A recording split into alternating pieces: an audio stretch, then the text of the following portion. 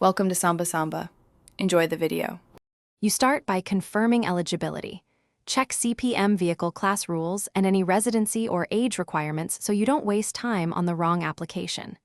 Gather key documents now: ID, title, current registration, proof of address, and insurance, because the application will ask for exact numbers.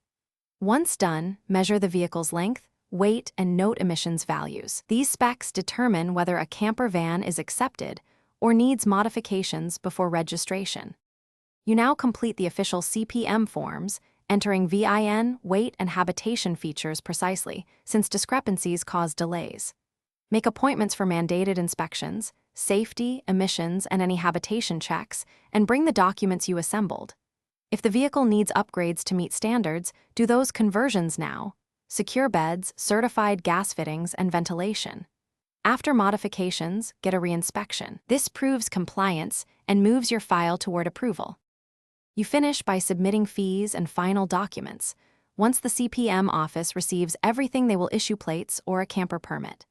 Make sure your insurer adds a camper endorsement so coverage matches your new status.